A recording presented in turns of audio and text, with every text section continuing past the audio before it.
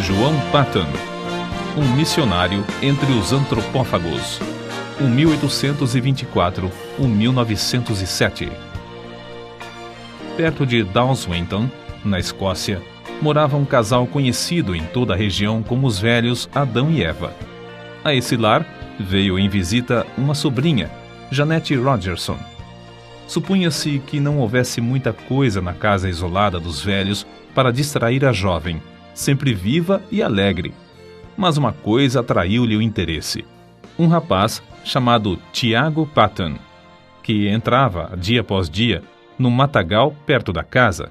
Levava sempre um livro na mão, como se ali fosse para estudar e meditar. Certo dia, a moça, vencida pela curiosidade, entrou furtivamente por entre as árvores e espiou o rapaz recitando os sonetos evangélicos de Erskine. A sua curiosidade tornou-se em santa admiração quando o jovem, deixando o chapéu no chão, ajoelhou-se debaixo de uma árvore para derramar a alma em oração perante Deus. Ela, espírito de brincalhona, avançou e pendurou o chapéu em um galho que estava próximo. Em seguida, escondeu-se onde podia, sem ser vista, para presenciar o rapaz perplexo a procurar o chapéu. No dia seguinte, a cena se repetiu. Mas o coração da moça comoveu-se ao ver a perturbação do rapaz, imóvel por alguns minutos com o chapéu na mão. Foi assim que ele, ao voltar no dia seguinte ao lugar onde se ajoelhava diariamente, achou, preso na árvore, um cartão que continha os seguintes dizeres: a pessoa que escondeu seu chapéu confessa-se sinceramente arrependida de tê-lo feito e pede que ore, rogando a Deus que a torne crente tão sincera como o Senhor. O jovem fitou por algum tempo o cartão, esquecendo-se completamente naquele dia dos sonetos. Por fim, tirou o cartão da árvore. No momento em que se reprovava e a sua estupidez por não saber que fora um ser humano quem escondera o chapéu 2 vezes, viu passar por entre as árvores, na frente da casa do velho Adão, uma moça, balde na mão, cantando um hino escocês.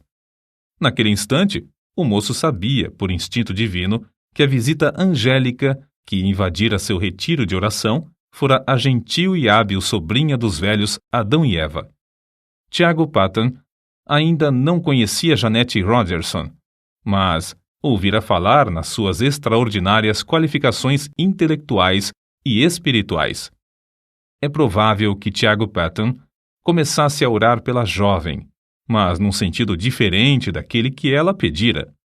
De qualquer forma, a moça furtara não somente o chapéu do rapaz, mas também o seu leal coração. Um furto que resultou, por fim, no casamento dos dois. Tiago Patton, fabricante de meias no condado de Dumfries, e sua esposa Jeanette andavam, como Zacarias e Isabel na antiguidade, irrepreensíveis perante o Senhor. Ao nascer-lhes o primogênito, deram-lhe o nome de João, dedicando-o solenemente a Deus, com oração, para ser missionário aos povos que não tinham oportunidade de conhecer a Cristo. Entre a casa própria em que morava a família dos Patton e a parte que servia de fábrica havia um pequeno aposento. Acerca desse quarto, John Patton escreveu: era o santuário de nossa humilde casa. Várias vezes ao dia, geralmente depois das refeições, o nosso pai entrava nesse quarto e, fechada a porta, orava. Nós, seus filhos, compreendíamos, como se fosse por instinto espiritual, que se derramavam orações por nós, como fazia na antiguidade o sumo sacerdote, quando entrava no Santo dos Santos em favor do povo. De vez em quando, se ouvia o eco de uma voz em tons de quem suplica pela vida. Passávamos pela porta nas pontinhas dos pés, de modo a não perturbar a santa e íntima conversação. O mundo lá fora não sabia de onde vinha o gozo que brilhava no rosto de nosso pai, mas nós, seus filhos, o sabíamos. Era um reflexo da presença divina, que era sempre uma realidade para ele na vida cotidiana. Nunca espero, quer num templo, quer nas serras, quer nos vales, sentir Deus mais perto, mais visível, andando e conversando mais intimamente com os homens do que naquela humilde casa coberta de palha. Se por uma catástrofe indizível tudo quanto pertence à religião fosse apagado da memória, minha alma reverteria de novo ao tempo da minha mocidade. Ela fechar-se-ia naquele santuário, e ao ouvir novamente os ecos daquelas súplicas a Deus, lançaria para longe toda a dúvida com este grito vitorioso: meu pai andava com Deus, porque não posso eu também andar? Na autobiografia de João Paton, vê-se que as suas lutas diárias eram grandes, mas o que dizemos agora revela qual a força que operava para que ele sempre avançasse na obra de Deus. Antes, realizava-se culto doméstico na casa de meus avós somente aos domingos, mas meu pai convenceu primeiro a minha avó a orar, ler um trecho da Bíblia e cantar um hino diariamente, pela manhã e à noite. Depois, todos os membros da família seguiram esse costume. Foi assim que meu pai começou, aos 17 anos de idade, o bendito costume de fazer cultos matutinos e vespertinos em casa. Costume que observou, talvez sem uma única exceção, até se achar no leito de morte com 77 anos de idade. No último dia da sua vida, uma passagem das Escrituras foi lida e ouviu-se sua voz na oração. Nenhum dos filhos se recorda de um só dia que não fosse assim santificado. Muitas vezes havia pressa em atender a um negócio. Inúmeras vezes chegavam os amigos. Mas nada impedia que nos ajoelhássemos em redor do altar familiar enquanto o sumo sacerdote dirigia as nossas orações a Deus e se oferecia a si mesmo e a seus filhos ao mesmo Senhor. A luz de tal exemplo era uma bênção, tanto para o próximo como para a nossa família. Muitos anos depois, contaram-me que a mais depravada mulher da vila, uma mulher da rua, declarou que a única coisa que evitou o seu suicídio foi que, numa noite escura, perto da janela da casa de meu pai, ouviu-o implorando no culto doméstico que Deus convertesse o ímpio do erro do seu caminho e o fizesse luzir como uma joia na coroa do Redentor. Vi, disse ela, como eu, era um grande peso sobre o coração desse bom homem e sabia que Deus responderia à sua súplica.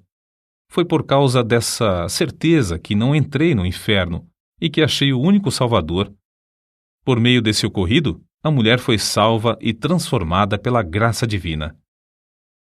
Não é de admirar que, em tal ambiente, 3 dos 11 filhos de Tiago Paton, João, Walter e Tiago, fossem constrangidos a dar suas vidas à obra mais gloriosa, a de ganhar almas. Não julgamos estar esse ponto completo sem lhe acrescentar mais um trecho dessa autobiografia. Até que ponto fui impressionado nesse tempo pelas orações de meu pai, não posso dizer. Nem ninguém pode compreender. Quando de joelhos e todos nós ajoelhados em redor dele no culto doméstico, ele derramava toda a sua alma em oração com lágrimas, não só por todas as necessidades pessoais e domésticas, mas também pela conversão da parte do mundo onde não havia pregadores para servirem a Jesus. Sentíamos-nos na presença do Salvador vivo e chegamos a conhecê-lo e amá-lo como nosso amigo divino. Ao levantarmos-nos da oração, eu costumava olhar para a luz do rosto do meu pai e cobiçava o mesmo espírito. Anelava, em resposta às suas orações, a oportunidade de me preparar e sair, levando o bendito Evangelho a uma parte do mundo então sem missionários. Acerca da disciplina do lar, eis o que ele escreveu. Se houvesse algo realmente sério para corrigir, meu pai se retirava primeiramente para o quarto de oração, e nós compreendíamos que ele levava o caso a Deus. Essa era a parte mais severa do castigo, para mim. Eu estava pronto a encarar qualquer penalidade, mas o que ele fazia penetrava na minha consciência como uma mensagem de Deus. Amávamos ainda mais o nosso pai ao ver o quanto tinha de sofrer para nos castigar, e de fato tinha muito pouco a nos castigar, pois dirigia a todos nós, 11 filhos, muito mais pelo amor do que pelo temor. Por fim, chegou o dia em que João tinha de deixar o lar paterno. Sem o dinheiro para a passagem e com tudo o que possuía, inclusive uma Bíblia embrulhada num lenço, saiu a pé para trabalhar e estudar em Glasgow. O pai o acompanhou até uma distância de 9 quilômetros. No último quilômetro, antes de se separarem um do outro, os dois caminhavam sem poder falar uma só palavra, Mas o filho sabia, pelo movimento dos lábios do pai, que este orava em seu coração por ele. Chegando ao lugar combinado onde se separariam, o pai balbuciou: Deus te abençoe, meu filho. O Deus de teu pai te prospere e te guarde de todo mal. Depois de se abraçarem, o filho saiu correndo, enquanto o pai, em pé no meio da estrada, imóvel, com o chapéu na mão e lágrimas correndo pelas faces, continuava a orar em seu coração. Alguns anos depois, o filho testificou de que essa cena, gravada na sua alma, o estimulava como um fogo inextinguível a não desapontar o pai no que esperava dele, seu filho, que seguisse o seu bendito exemplo de andar com Deus. Durante os 3 anos de estudos em Glasgow, apesar de trabalhar com as próprias mãos para se sustentar, John Paton, no gozo do Espírito Santo, fez uma grande obra na seara do Senhor. Contudo, soava-lhe constantemente aos ouvidos o clamor dos selvagens nas ilhas do Pacífico, e isso foi, antes de tudo, o assunto que ocupava as suas meditações e orações diárias. Havia outros para continuar a obra que fazia em Glasgow, mas quem desejava levar o Evangelho a esses pobres bárbaros? Ao declarar sua resolução de trabalhar entre os canibais das Novas Hébridas, quase todos os membros da sua igreja se opuseram à sua saída. Um muito estimado irmão assim se exprimiu: entre os antropófagos, será comido por eles. A isso, John Paton respondeu: o irmão é muito mais velho que eu, breve será sepultado e comido por vermes. Declaro ao irmão que, se eu conseguir viver e morrer servindo ao Senhor Jesus e honrando o seu nome, não me importarei ser comido por antropófagos ou por vermes. No grande dia da ressurreição, o meu corpo se levantará tão belo como o seu, na semelhança do Redentor ressuscitado. De fato, as Novas Hébridas haviam sido batizadas com sangue de mártires. Os 2 missionários, William e Harris, enviados para evangelizar essas ilhas, poucos anos antes desse tempo, foram mortos a cacetadas, e seus cadáveres cozidos e comidos. Os pobres selvagens não sabiam que assassinavam seus amigos mais fiéis. Assim, os crentes em todos os lugares, ao receberem as notícias do martírio dos 2, oraram com lágrimas por esses povos. E Deus ouviu as súplicas, chamando, entre outros, a John Paton. Mas a oposição à sua saída era tal que ele resolveu escrever a seus pais e, pela resposta, veio a saber que eles o haviam dedicado para tal serviço no dia do seu nascimento. Desde esse momento, John Paton não mais duvidou da vontade de Deus e assentou no seu coração gastar a vida servindo aos indígenas das ilhas do Pacífico. O nosso herói conta muitas coisas de interesse acerca da longa viagem à vela para as Novas Hébridas. Quase no fim da viagem, quebrou-se o mastro do navio. As águas os levavam lentamente para Tana, uma ilha de antropófagos onde a bagagem teria sido saqueada e todos a bordo cozidos. Contudo, Deus ouviu suas súplicas e os fizeram alcançar uma outra ilha. Alguns meses depois, foram à mesma ilha de Tana, onde conseguiram comprar o terreno dos silvícolas e edificar uma casa. Comove o coração ler que construíram a casa sobre os mesmos alicerces lançados pelo missionário Turner 15 anos antes, o qual teve de fugir da ilha para escapar de ser morto e comido pelos selvagens. Acerca da sua primeira impressão sobre o povo, Paton escreveu: fui levado ao maior desespero. Ao vê-los na sua nudez e miséria, senti tanto horror como compaixão. Eu tinha deixado a obra entre os amados irmãos em Glasgow, obra em que sentia muito gozo para dedicar-me a criaturas tão degeneradas. Perguntei-me a mim mesmo: é possível ensiná-las a distinguir entre o bem e o mal e levá-las a Cristo ou mesmo a civilizá-las? Mas tudo isso eram apenas sentimentos passageiros. Logo senti um desejo tão profundo de levá-los ao conhecimento e amor de Jesus como jamais sentira quando trabalhava em Glasgow. Antes de completar a casa em que o casal Paton iria morar, houve uma batalha entre 2 tribos. As mulheres e crianças fugiram para a praia, onde conversavam e riam ruidosamente, como se seus pais e irmãos estivessem ocupados em algum trabalho pacífico. Mas, enquanto os selvagens gritavam e se empenhavam em conflitos sangrentos, os missionários entregavam-se à oração por eles. Os cadáveres dos mortos foram levados pelos vencedores a uma fonte de água fervente, onde foram cozidos e comidos. À noite ainda se ouvia pranto e gritos prolongados nas vilas em redor. Os missionários foram informados de que um guerreiro, ferido na batalha, acabara de morrer em casa. A sua viúva foi estrangulada imediatamente, conforme o costume, para que o seu espírito acompanhasse o do marido e lhe continuasse a servir de escrava. Os missionários, então, nesse ambiente da mais repugnante superstição, da mais baixa crueldade e da mais flagrante imoralidade, esforçavam-se para aprender a usar todas as palavras possíveis desse povo que não conhecia a escrita. Anelavam falar de Jesus e do amor de Deus a esses seres que adoravam árvores, pedras, fontes, riachos, insetos, espíritos dos homens falecidos, relíquias de cabelos e unhas, astros, vulcões, etc.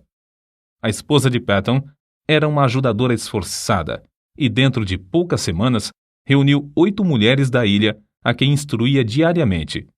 3 meses depois da chegada dos missionários à ilha, a esposa de Patton faleceu de malária e 1 mês depois, o filhinho também morreu.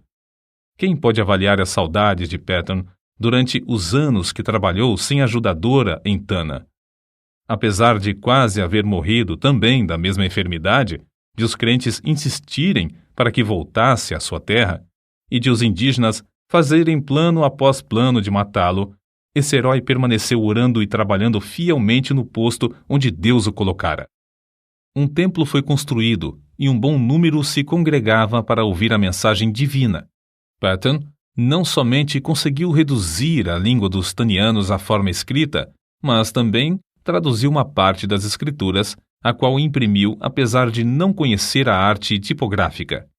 Acerca da gloriosa façanha de imprimir o livro em taniano, assim escreveu: Confesso que gritei de alegria quando a primeira folha saiu do prelo, tendo todas as páginas na ordem própria. Era 1 hora da madrugada, eu era o único homem branco na ilha, e havia horas em que todos os nativos dormiam. Contudo, atirei ao ar o chapéu e dancei como um menino por algum tempo ao redor do prelo. Terei eu perdido a razão? Não devia, como missionário, estar de joelhos louvando a Deus por mais esta prova de sua graça? Crede, amigos, o meu culto foi tão sincero como o de Davi, quando dançou diante da arca do seu Deus. Não deveis pensar que, depois de pronta a primeira página, eu não me tivesse ajoelhado pedindo ao Todo-Poderoso que propagasse a luz e a alegria do seu santo livro nos corações entenebrecidos dos habitantes daquela terra inculta. Depois de Patton haver passado 3 anos em Tana, o casal de missionários que vivia na ilha vizinha, Erromanga, foi martirizado barbaramente a machadadas em pleno dia. Ao completar 4 anos de estada em Tana, o ódio dos indígenas dessa ilha chegou ao auge.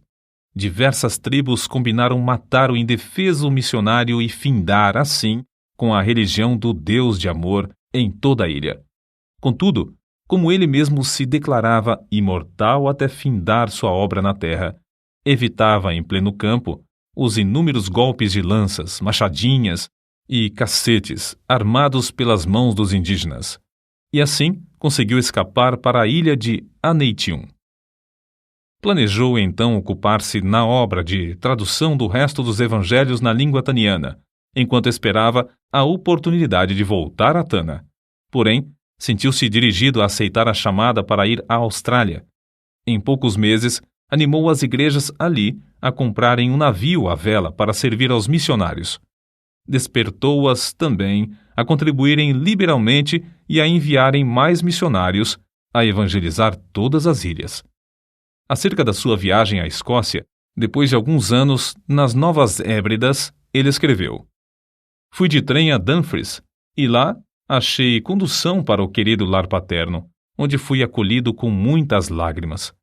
Havia somente 5 curtíssimos anos que saíra desse santuário com a minha jovem esposa, e agora, ai de mim! Mãe e filhinho jazem no túmulo, em Tana, nos braços um do outro, até o dia da ressurreição.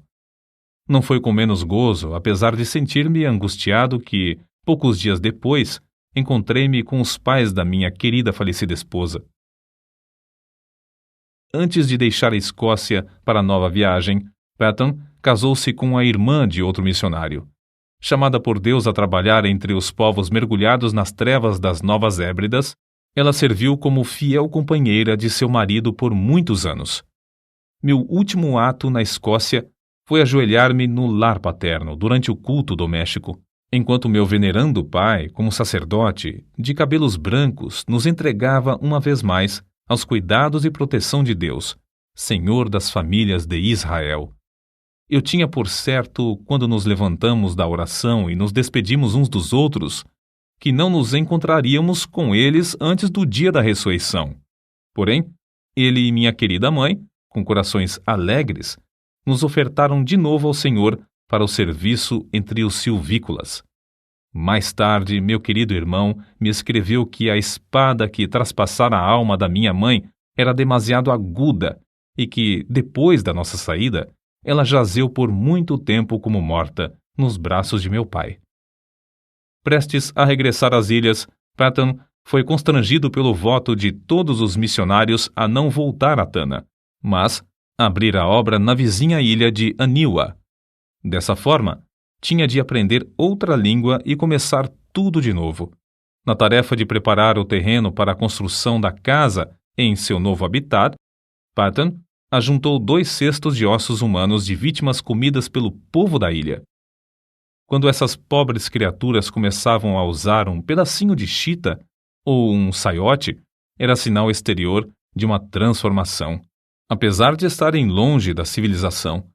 E quando começavam a olhar para cima e a orar àquele a quem chamavam de Pai, nosso Pai, meu coração se derretia em lágrimas de gozo, e sei, por certo, que havia um coração divino nos céus que se regozijava também.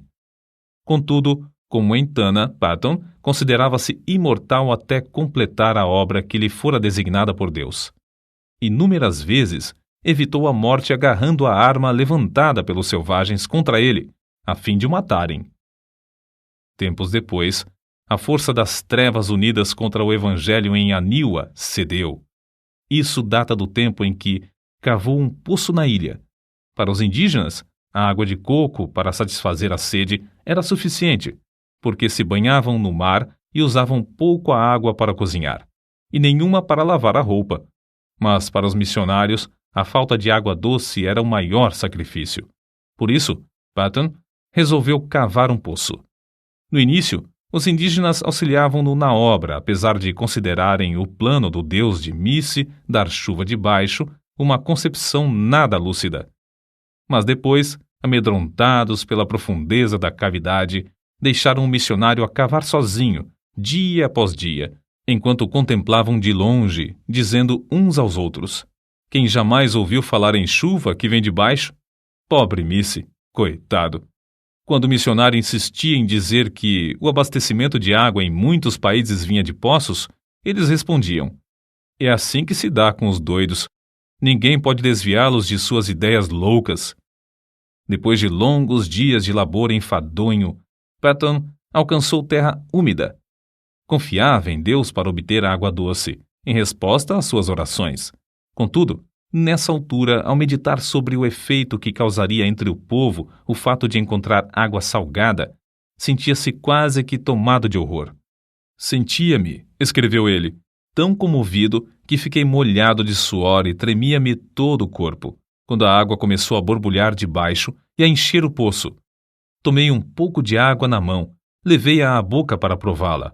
Era água potável, era a água viva do poço de Jeová. Os chefes indígenas, com seus homens, a tudo assistiam. Era uma repetição em escala reduzida do episódio em que os israelitas rodearam Moisés quando ele fez água sair da rocha.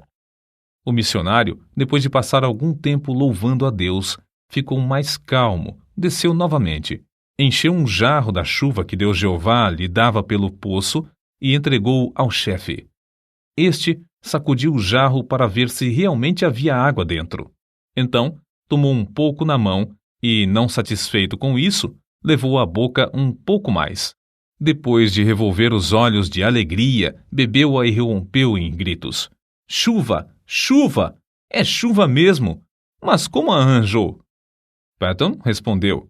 Foi Jeová, meu Deus, quem a deu da sua terra, em resposta ao nosso labor e orações. Olhai e vede por vós mesmos como borbulha a terra. Não havia um homem entre eles que tivesse coragem de chegar perto da boca do poço. Então, formaram uma fila comprida e, segurando-se uns aos outros pelas mãos, avançaram até que o homem da frente pudesse olhar para dentro do poço. A seguir, o que tinha olhado passava para a retaguarda, deixando o segundo olhar para a chuva de Jeová, muito embaixo. Depois de todos olharem um por um, o chefe dirigiu-se a Patton e disse: Missy, a obra de seu Deus Jeová é admirável, é maravilhosa. Nenhum dos deuses de Aniwa jamais nos abençoou tão maravilhosamente. Mas, Missy, ele continuará para sempre a dar chuva por essa forma ou acontecerá como a chuva das nuvens? O missionário explicou, para gozo indizível de todos, que essa bênção era permanente e para todos os aniwanianos. Durante os anos que se seguiram, os nativos experimentaram cavar poços em 6 ou 7 dos lugares mais prováveis, perto de várias vilas. Todas as vezes que o fizeram, ou encontraram pederneira, ou o poço dava água salgada. Diziam entre si: sabemos cavar, mas não sabemos orar como Missy, e, portanto, Jeová não nos dá chuva de baixo. Num domingo, depois que Patton alcançou a água do poço, o chefe Namakei convocou o povo da ilha. Fazendo seus gestos com a machadinha na mão, dirigiu-se aos ouvintes da seguinte maneira: Amigos de Namakei, todos os poderes do mundo não podiam obrigar-nos a crer que fosse possível receber chuva das entranhas da terra, se não a tivéssemos visto com os próprios olhos e provado com a boca. Desde já, meu povo, devo adorar ao Deus que nos abriu o poço e nos dá chuva de baixo. Os deuses de Aniwa não podem socorrer-nos como o Deus de Missy. Para todos sempre, sou um seguidor de Deus Jeová. Todos vós que quiserdes fazer o mesmo, tomai os ídolos de Aniwa, os deuses que nossos pais temiam, e lançai-os aos pés de Missy. Vamos a Missy para ele nos ensinar como devemos servir a Jeová, que enviou seu filho Jesus para morrer por nós e nos levar aos céus. Durante os dias que se seguiram, grupo após grupo dos silvícolas, alguns com lágrimas e soluços, outros aos gritos de louvor a Jeová, levaram seus ídolos de pau e pedra perante o missionário. Reunidos em montes, os ídolos de pau foram queimados, os de pedra enterrados em covas de 4 a 5 metros de profundidade, e alguns, de maior superstição, foram lançados no fundo do mar, longe da terra. Um dos primeiros passos da vida cotidiana da ilha, depois da destruição dos ídolos, foi a invocação da bênção do Senhor às refeições. O segundo passo, uma surpresa maior e que também encheu o missionário de gozo, foi um acordo entre eles de fazer culto doméstico de manhã e à noite. Sem dúvida, esses cultos eram misturados por algum tempo com muitas das superstições do paganismo. Mas Patton traduziu as escrituras, imprimiu-as na língua aniwaniana e ensinou o povo a lê-las. A transformação do povo da ilha foi uma das maravilhas dos tempos modernos. Como arde o coração ao ouvir acerca da ternura que o missionário sentia para com esses amados filhos na fé, e do carinho com que esses, outrora cruéis selvagens que comiam carne humana, mostravam para com o missionário. Que o nosso coração arda também para ver a mesma transformação dos milhares de indígenas no interior de nosso querido Brasil. Patton descreveu a primeira ceia do Senhor com as seguintes palavras: ao colocar o pão e o vinho nas mãos, outrora manchadas do sangue da antropofagia, agora estendidas para receber e participar dos emblemas do amor do Redentor, antecipei o gozo da glória até o ponto de o coração não suportar mais. É-me impossível experimentar delícia maior antes de eu poder fitar o rosto glorificado do próprio Senhor Jesus Cristo. Deus não somente concedeu ao nosso herói o indizível gozo de ver os anionianos evangelizando as ilhas vizinhas, mas também de ver seu próprio filho, Frank Patton, e esposa, morando na ilha de Tanna e dando prosseguimento à obra que ele começara com maior sacrifício. Foi com a idade de 83 anos que João G. Patton ouviu a voz de seu precioso Jesus chamando-o para o lar eterno. Quão grande o seu gozo, não somente ao reunir-se aos seus queridos filhos das ilhas do sul do Pacífico que entraram no céu antes dele, mas também saudar com um bem-vindo os demais quando chegarem ali, um por um.